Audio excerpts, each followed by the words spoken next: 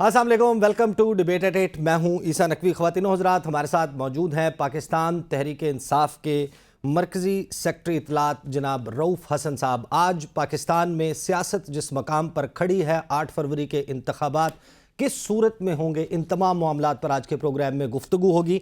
मेरे सामने कुछ निशानात मौजूद हैं: बैंगन, चिमटा, लूडो डाइस, फाख्ता, हारमोनियम, जूता, चैनक, हुक्का, व्हील चेयर, रंदा, चारपाई, रैकेट।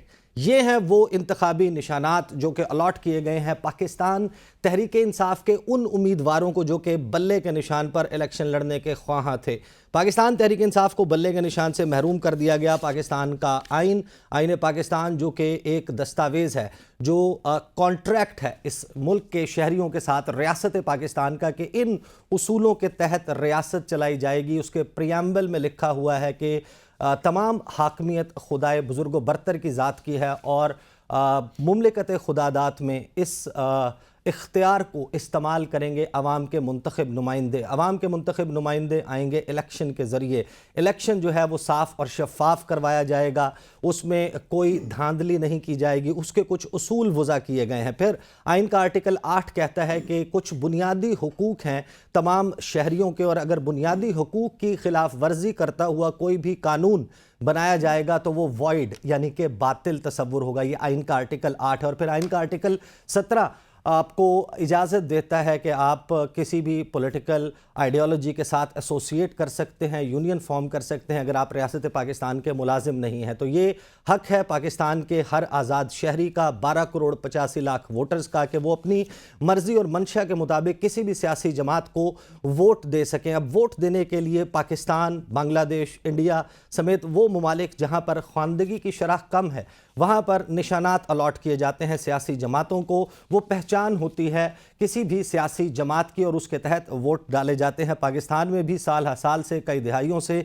यही निज़ाम राइज है। इस हवाले से कुछ एतराज़ात पाकिस्तान तहरीक इंसाफ के जो उम्मीदवारान हैं उनके निशान के हवाले से, उनके इंट्रा पार्टी इंतखाबात के हवाले से उठाए गए। सवाल यह है कि वो फैसला जो इलेक्शन कमीशन ऑफ पाकिस्तान ने 13 सितंबर 2023 को महफूज किया, उसको 71 दिन तक महफूज रखा और 23 नवंबर को एक ऐसे वक्त में वो फैसला सुनाया गया जब महज 22 दिन बाकी थे इलेक्शन शेड्यूल आने में। और इलेक्शन शेड्यूल जिस वक्त सामने आना था उससे 22 दिन पहले पाकिस्तान तहरीक इंसाफ को कहा गया कि आप इंट्रा पार्टी इंतखाबात करवाएं, रिपोर्ट जमा करवाएं इलेक्शन कमीशन ऑफ पाकिस्तान में, और 7 दिन के अंदर अंदर फैसला हो जाएगा कि आपको निशान मिलना है या नहीं मिलना। ये वो वक्त था जिस वक्त पाकिस्तान तहरीक इंसाफ की बेशतर लीडरशिप या रूपोश थी, या जेलों में थी, या मुकदमात का सामना था। उनके सेक्रेटरी जनरल पार्टी छोड़ गए थे, एक नया सेक्रेटरी जनरल आ चुका था। तो जाहिर है कि एक परफेक्ट माहौल था जिसमें इंट्रा पार्टी इंतखाबात के ऊपर सवालात उठते।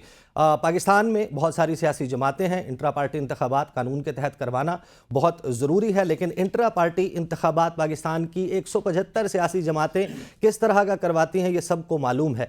7 जनवरी 2023 पाकिस्तान मुस्लिम लीग नवाज़ को आखिरी नोटिस इशू किया गया इलेक्शन कमीशन ऑफ पाकिस्तान की तरफ से कि अगर आपने एक हफ्ते के अंदर अंदर अपने इंट्रा पार्टी इंतखाबात करवा के रिपोर्ट जमा ना करवाई तो शेर का निशान अलॉट नहीं होगा। लेकिन मुस्लिम लीग नवाज़ ने कोई इलेक्शन नहीं करवाए। फिर जून की 15 तारीख को एक मिस्टीरियस अंदाज में खबर छपती है पाकिस्तान के बहुत बड़े रोज़नामे डॉन न्यूज़ में कि आज इंतखाब होने जा रहा है मुस्लिम लीग नवाज़ का। कन्वेंशन सेंटर इस्लामाबाद में एक तकरीर होती है, चावलों की देगें बांटी जाती हैं और तमाम मेंबरान अनअपोज्ड जो है वो इलेक्ट हो जाते हैं। उसके ऊपर कोई एतराज़ नहीं उठता, दीगर सियासी जमातों पर नहीं उठता, पाकिस्तान तहरीक इंसाफ पर एतराज़ भी उठ जाता है। और फिर जो प्रोसेस हमने देखा उसको कॉमेडी ऑफ एरर्स भी कहा जा सकता है। एक सर्कस है जो जारी है, बड़े अरसे से जारी है और आज भी जारी है। इन तमाम मामलात पर बात करेंगे, लेकिन उससे पहले कि मैं अपने सवालात लेकर जनाब रऊफ़ हसन साहब का रुख करूं, आगाज़ में मैं आपको सुनवाना चाहता हूं कि आज बिलावल भुट्टो साहब ने कहा है कि मुस्लिम लीग नवाज़ जो है वो सियासी मुकाबला नहीं करना चाहती, नून लीग की सियासत जमहूरी नहीं है। बिलावल भुट्टो ज़रदारी साहब ने क्या फरमाया, सुनिए। नून लीग सियासत नहीं करना चाहते, मुस्लिम लीग सियासी मुकाबला नहीं करना चाहते, मुस्लिम लीग अपने मुखालफीन को اپنے سیاسی مخالفین کو پچ سے آؤٹ رکھنا چاہتے ہیں اور اکیلا کھیلنا چاہتے ہیں. پاکستان پیپلز پارٹی کے صوبائی اسمبلی کے امیدوار کو تیر کا نشان سے محروم رکھا گیا ہے. جو آروز ہے پنجاب میں نون لیگ کے دباؤ میں آ کے انہوں نے یہ فیصلہ لیا ہے. ہم الیکشن کمیشن سے بھی رجوع کر رہے ہیں, ہم عدالت میں بھی جائیں گے, مگر میں آپ کو بتانا چاہ رہا ہوں کہ جو نون لیگ کے ارادے ہیں, جو نون لیگ کا سیاست ہے, اب وہ جمہوری نہیں رہا. نون لیگ کی سیاست اب وہی پرانی سیاست ہے جس کا آپ سب عادی ہو, آپ سب کو تو سب سے زیادہ معلوم ہے. 21 اکتوبر کو نواز شریف صاحب پاکستان واپس آئے, ایک جلسہ ہوا لاہور میں, اس کے بعد سے مسلم لیگ نون ڈرائنگ رومز میں محدود تھی. ڈرائنگ روم پالیٹکس ہو رہی تھی. 10 سے 12 منٹ کی ایک تقریر جو ہے وہ پارلیمانی بورڈ کے اجلاس سے ہوتی تھی وہ جاری کر دی جاتی تھی. مریم نواز صاحبہ نے جلال پور جٹا میں اس دوران ایک یوتھ کنونشن کیا, بہت تنقید ہوئی کہ لوگ نہیں آئے. اب جب سپریم کورٹ آف پاکستان سے ایک ایسا فیصلہ آیا کہ سب سے بڑا حریف مسلم لیگ نواز کا یعنی کہ پاکستان تحریک انصاف, اس کو انتخابی عمل سے آؤٹ کر دیا گیا, اس کے بعد مسلم لیگ نواز ایک بھرپور مہم کا آغاز کرتے ہوئے نظر آتی ہیں. آج مریم نواز صاحبہ خوب گرجیں, خوب برسیں, کیا کہا سنیے. شریف پر اور عوام پر ظلم کرنے والا ایک ایک ظالم عبرتناک انجام کو پہنچ رہا ہے. یہ انتقام ان سے نواز شریف نہیں لے رہا, یہ انتقام ان سے قدرت کا نظام لے رہا ہے. اور کس طرح یہ بزدل دم دبا کر جوتیاں چھوڑ کر بھاگے ہیں. استعفے پہ استعفا آ رہا ہے. جب انسان نواز شریف کی طرح سچا ہوتا ہے تو شیر کی طرح ڈٹ کے کھڑا ہو جاتا ہے. یہ ان کے ساتھ جو ہو رہا ہے اس کے ذمہ دار کوئی اور نہیں, یہ خود ہے. اس کو لاڈلے پن کی عادت تھی, اس کو عادت تھی کہ یہ جب عمر عطا نیال جیسے بدنام زانا چیف جسٹس کی عدالت میں جاتا تھا تو وہ کہتا تھا good to see you Imran Khan sahab, ہنو سہولت کاریاں نہیں رہیاں. رؤف حسن صاحب, مریم نواز صاحبہ کہتی ہیں کہ قدرت کا نظام آپ لوگوں سے انتقام لے رہا ہے. Your take. شیر کی طرح کھڑا تھا وہ لنڈن بھاگ کے. تو اور میں کیا کہوں, بد زبانی کا جواب میں کبھی بد زبانی سے نہیں تھا. ان کا شیر لنڈن بھاگا ہوا تھا. شیر بھاگتا نہیں ہے, شیر کھڑا رہتا ہے ویسے جیسے خان کھڑا ہے, عمران خان کھڑا ہے اس وقت. 6 مہینے ہو رہے ہیں اس کو جیل میں, کمپرومائز نہیں کر رہا, جھک نہیں رہا, اپنے اصولوں کے اوپر قائم ہے, کھڑا ہے, کہتا ہے 10 سال رکھیں یہاں, میں نہیں بھاگوں گا. ان لوگوں کو شرم نہیں آتی ہے؟ کم از کم سچ بول دیں, کبھی کم از کم اکنالج کر لیں کہ کس طریقے سے وہ بھگوڑا بھاگا تھا, جس کو کورٹس نے ایبسکانڈر ڈکلیئر کیا تھا, بھگوڑا ڈکلیئر کیا تھا, کورٹس نے کنوکشن اس کی تھی باقاعدہ. اور میں کیا کہوں اس کے جواب میں. ریکنسٹرکٹ کرتے ہیں سٹوری. جنوری کے 28 کو مریم نواز صاحبہ 2023 کو پاکستان واپس آتی ہیں, خطاب کرتی ہیں. وہ یہ کہتی ہیں 2 سے 4 ہفتوں میں میاں صاحب واپس آ جائیں گے, لیکن اس کے بعد پتہ چلتا ہے کہ پروگرام میں کچھ ڈیلے ہے. مریم نواز صاحبہ کچھ جلسے کرتی ہیں, تصاویر چلاتی ہیں جج صاحبان کی جو ان سروس آف سپریم کورٹ ہیں, جسٹس مظاہر علی اکبر نقوی, جسٹس اعجاز الاحسن, سرگودا میں استعفے کا مطالبہ کرتی ہیں, تنقید کے نشتر برساتی ہیں. ساتھ میں وہ کہتی ہیں کہ الیکشن ہوگا, انتخاب ہوگا, لیکن پہلے دودھ کا دودھ پانی کا پانی ہوگا, انتخاب ہوگا, پہلے احتساب ہوگا, پھر انتخاب ہوگا, پہلے جو ہے وہ یہ بھی 200 پیشیاں بھگتے گا, پھر انتخاب ہوگا. یہ اتنی اچھی پریڈکشنز کیسے تھی ان کی؟ How did it happen? یہ جس کو ہم لنڈن پلان کے نام سے جانتے ہیں, یہ اس کا شاخسانہ تھا. پہلے ان کا انڈرسٹینڈنگ ہوئی تھی, ایگریمنٹ ہو گیا تھا, اور اس کے بعد وہ واپس آئی تھی, اور یہ سب کچھ وہ پٹیشنز جو تھی, پروجیکشنز جو تھی وہ کر رہی تھیں, بیکاز اسی کے اوپر یہ ایگریمنٹ ہوا ہوا تھا, اسی کے اوپر ہی بات چیت ہوئی تھی کہ کس نے آنا ہے. آپ نے ذکر کیا ہے کہ 2 ججز کی نام ذکر کیا ہے, اس میں کچھ اور فوج کے لوگوں کا بھی نام لیے گئے تھے. آپ کو یاد ہوگا جب ان کی تقریر ہوئی تھی تو ان کے نام بھی لیے گئے تھے.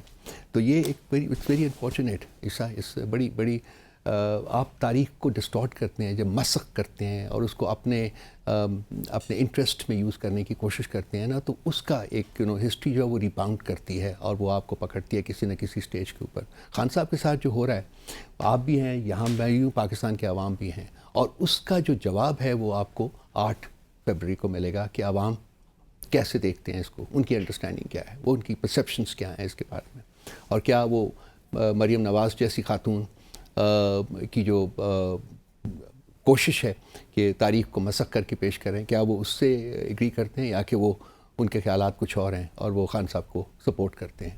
تو یہ ہم 8 فروری کو دیکھ لیں گے. میرا خیال ہے کہ کوئی زیادہ دیر اب نہیں رہی ہے. 8 فروری پہ آتے ہیں. اپریل کی 27-28 تاریخ تھی. سپریم کورٹ آف پاکستان نے آپ لوگوں کو بٹھا دیا کہ بات کریں اور کوئی راہ نکالیں 14 مئی کے الیکشن کے حوالے سے, اور اس پر کمیٹیاں بیٹھیں. ہم نے دیکھا پارلیمنٹ میں اجلاس ہوئے, آپ کی ٹیم بھی موجود تھی, پی ڈی ایم کی اور ان کے اتحادیوں کی ٹیم بھی موجود تھی.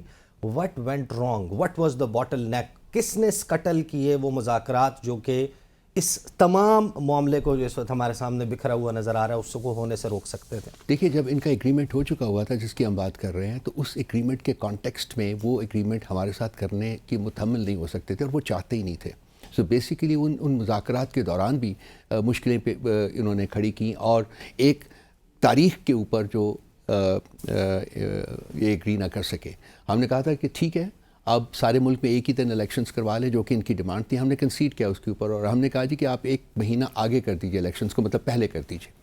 اور وہ 1 دن بھی آگے کرنے کے اوپر تیار نہیں ہوئے. بیسیکلی ان کا موٹیو ہی نہیں تھا کہ وہ کسی قسم کا ایگریمنٹ ہمارے ساتھ کرتے, بیکاز ایگریمنٹ وہ کسی اور کے ساتھ کر چکے ہوئے تھے. اور جو سارا کچھ آپ نے دیکھا ہے کہ اس کے بعد بھی دیکھیے جیسے جیسے حالات موو کیے ہیں, وہ اسی ایگریمنٹ کے مطابق حالات موو ہوئے. آج ہم جہاں کھڑے ہیں ود خان صاحب behind bars for almost 6 months now, یہ سارا اسی کا ایک حصہ ہے. اور وہ کہتے تھے کہ جی ایک بندے کی بات کر رہی ہے, وہ ایک بندہ جو ہے وہ بیسیکلی خان صاحب ہیں, باقی تو کوئی میٹر ہی نہیں کرتا. اگر کوئی ایگریمنٹ ہے اور اگر آپ کو اس کا علم ہے تو آپ کو اس کے نتیجے کا بھی علم ہوگا. جی بالکل. تو آپ ہمیں نتیجہ بتائیں کہ کیا ہے ایگزیکٹلی, یہ کہاں پر آ کے یہ ایگریمنٹ مکمل ہونا ہے؟ دیکھیے جی, ایگریمنٹ ہے کہ پی ٹی آئی کو الیکشن سے باہر رکھنا تھا. اس کے 3 pronged ان کی اسٹریٹجی تھی. ایک تھی کہ سب سے پہلے کہ پولیٹیکلی خان صاحب کو یہ نیوٹرلائز کریں گے, جس کی کوشش کی گئی. وہ بائی الیکشنز ہوئے, آپ کو یاد ہوگا اس الیکشنز میں پی ٹی آئی نے بہت ریساؤنڈنگلی کامیابی حاصل کی. تو اس کے بعد اور بھی کوششیں بہت ہوئیں اور یہ ناکام ہوئے اس میں. سو پولیٹیکل 1 prong جو تھا کہ جی اس کو پولیٹیکلی نیوٹرلائز کریں, وہ نہ کر سکے. خان صاحب کی ریٹنگز جو ہیں وہ انکریز کرنا شروع کر چکی ہوئی تھی اس وقت تک. سیکنڈ تھا جی کہ اس کو فزیکلی ایلیمنیٹ کیا جائے. 2 حملے تو ہوئے, ایک میں ان کی آپ کو پتہ ہے زخم بھی آیا, سارا کچھ آیا, وہ دیٹ واز اے کلوز کال. اور دوسرا جو تھا وہ ابارٹ کرنا پڑا ان کا. اس کے علاوہ اور بھی بہت سے پلان بنے, لیکن fortunately for us, fortunately for Khan sahab وہ کامیاب نہیں ہو سکے. تیسرا جو پرانگ تھا وہ آج ہم دیکھ رہے ہیں, ان 2 کی ناکامی کے بعد کہ پی ٹی آئی کو اور خان صاحب کو آپ مختلف قسم کے کرمنل مقدمات میں انوالو کریں اور ان کو عدالتوں سے انیلیجبل ڈکلیئر کریں. اسی کی کوشش ہو رہی ہے. اور جو کچھ آپ دیکھ رہے ہیں اس وقت, ہمارا سمبل لے لینا, ہمارے میں اس ساری ڈیٹیل میں پڑھنا نہیں چاہتا, جس طریقے سے ہمارے لوگوں کو کڈنیپ کیا گیا, ان کو ٹارچر کیا گیا, ان کی پولیٹیکل لائلٹیز بدلی گئیں. اس کے علاوہ اب نامنیشن پیپرز کی اسٹیج کے اوپر جج کیے گئے, جیسے ہمارے پروپوزرز اینڈ سیکنڈرز کو کڈنیپ کیا گیا, ان کو مارا گیا, مطلب گھر کی 4 دیواری کا تقدس پامال کیا گیا اگین اینڈ اگین. اس وقت تمام لیڈرشپ ہماری یا جیلوں میں ہے یا انڈر گراؤنڈ ہے. جس طریقے سے لیگل ریکورس کو ڈینائی کیا گیا, مطلب ایک شخص کو 20 دفعہ 22 دفعہ 25 دفعہ ری اریسٹ کیا گیا. ایک مقدمے سے اس کو بیل ہوتی ہے, دوسرے میں پکڑ لیا جاتا ہے, دوسرے سے ہوتی ہے, تیسرے میں پکڑ لیا جاتا ہے. یاسمین راشد جیسی عورتیں بیٹھی ہوئی ہیں وہاں, cancer patient and all that. تو یہ تمام چیز جو ہے یہ تیسرے پرانگ کی جو ہے یہ اس وقت ان پروگرس ہے. اور وہ آج بھی چاہتے ہیں کہ کسی نہ کسی عدالت سے پی ٹی آئی کو ineligible for to contest elections انہوں ڈکلیئر کر دیا جائے. سمبل تو لے لیے, اور اب یہ ایک چیز رہ گئی ہے, وہ بھی اس کی کوشش ہوتی رہے گی, وہ آخری دن تک یہ کریں گے.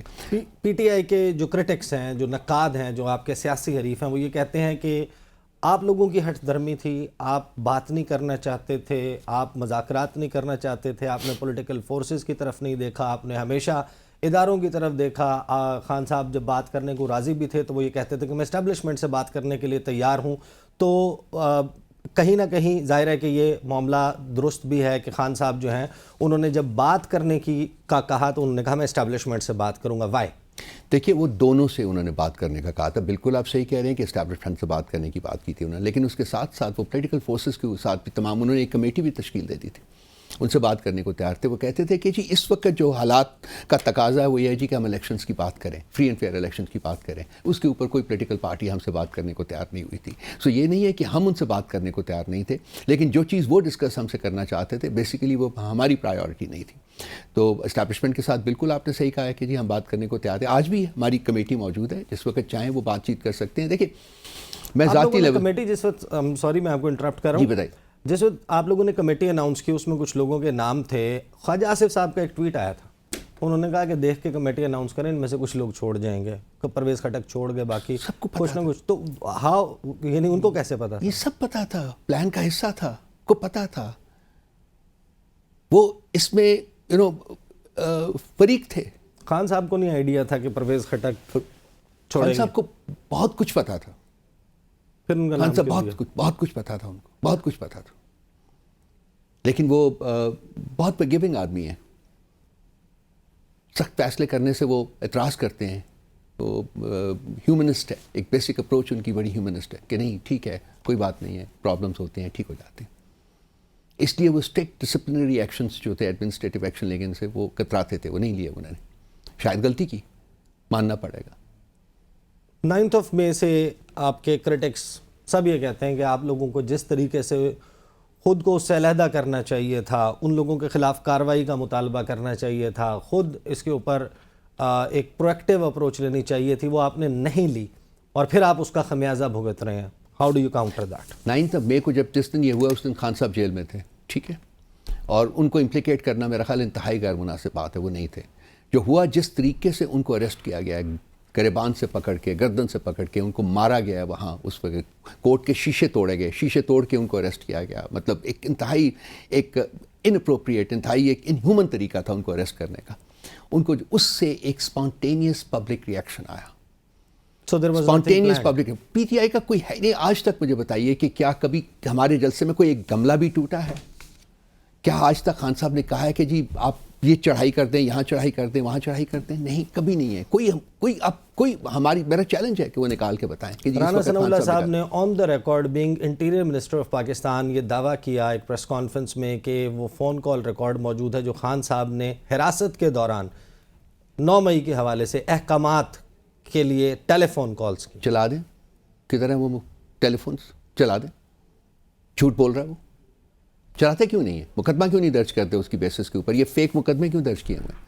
فریولس فراڈولنٹ مقدمے جو درج کیے ہوئے ہیں, وہ ایک سالڈ ایویڈنس ہوگی, چلائیں, مقدمہ درج کریں, لے کے چلیں. اور آپ رانا ثناء اللہ کی بات کر رہے ہیں, کیا وہ ٹرسٹ وردی انسان ہے؟ اس کا اپنا responsible position, I have to quote him. You are doing the right thing. میں آپ کو آپ کی اس پہ آبجیکشن نہیں ہے کہ آپ اس کو کوٹ کریں, لیکن اس شخص کی اپنی دیکھیں, اس کا کردار دیکھیں, اس کی زبان دیکھیں, کیا زبان استعمال کرتا رہا ہے. وہ ان لوگوں کے اپنے کرنٹ آقاؤں کے بارے میں کیا وہ زبان استعمال کرتا رہا ہے, کس قسم کی ننگی زبان استعمال کرتا رہا ہے. ایک ایسا شخص جو کہ اس قابل نہیں کہ اس سے بات بھی کی جائے, اور وہ ایک سٹیٹمنٹ دے رہا ہے. ہمارا چیلنج ہے کہ لے کے جائیں اس کو, کورٹ آف لاء میں لے کے جائیں نا. بالکل ویسے ہی جیسے ہم ڈیمانڈ کرتے ہیں کہ 9 مئی کے جو ایونٹس تھے ان کے بارے میں ایک جوڈیشل پروب کیا جائے. جوڈیشل آپ کی پارٹی کا کوئی بھی بندہ اس میں ملوث پایا جاتا ہے, قصوروار پایا جاتا ہے, C C T V footage, actionable evidence موجود ہے, آپ اس کے خلاف کارروائی کا خود مطالبہ کریں گے؟ 100% میں کر چکا ہوں. میں نے بار بار مختلف جگہوں کے اوپر کھڑے ہو کے وی لاگس میں, ادروائز پروگرامس میں کہا ہے ایک جوڈیشل پروب کریں, اس کا انڈیپینڈنٹ جوڈیشل انکوائری کریں, اس میں جو شخص جو پایا جاتا ہے, لیکن وہ شخص خاص بھی جو کہ ہمارے نہیں ہیں, جو پتہ نہیں اور کہاں سے آئے ہوئے ہیں, ان کے سب کے خلاف آپ ان کو پکڑیں اور ان کو سزائیں دیں. ہم آپ کے ساتھ ہیں, لیکن judicial probe is the starting point. کسی ایک شخص کے کہنے کے اوپر یا یہ جیو فینسنگ کی بیسس کے اوپر آپ کسی کو مجرم نہیں گردان سکتے. آپ کو نہیں کہ you have to take that to a court of law. Conviction کی اہل صرف کورٹس آف لاء ہیں پاکستان میں, انڈیویجولس نہیں ہیں یا کوئی اور ادارہ نہیں ہے. آپ لے کے جائیں, جوڈیشل پروب کریں, اس کے بعد ہم آپ کے ساتھ کھڑے ہوں گے, تمام لوگوں کو قرار واقعی سزائیں دیں. میں بارہا کہہ چکا ہوں, میری لیڈرشپ کہہ چکی ہے. اس پوائنٹ پر مجھے بریک لینی ہے. رؤف حسن صاحب, آپ جوڈیشل پروب کی بات کریں, جوڈیشل پروب جو ہے وہ کون کرے گا؟ پاکستان میں جوڈیشری کے اہم منصب کے اوپر قاضی فائز عیسیٰ صاحب موجود ہیں. قاضی فائز عیسیٰ صاحب پہ آپ اعتماد نہیں کرتے, اگر وہ اسپیئر ہیڈ کرتے ہیں ایسے کسی ایفرٹ کو, will you accept that? That is an important question. بلے کا معاملہ اور اگلی اسٹریٹجی پاکستان تحریک انصاف کی کیا ہوتی ہے، بات کرتے ہیں آفٹر دا بریک.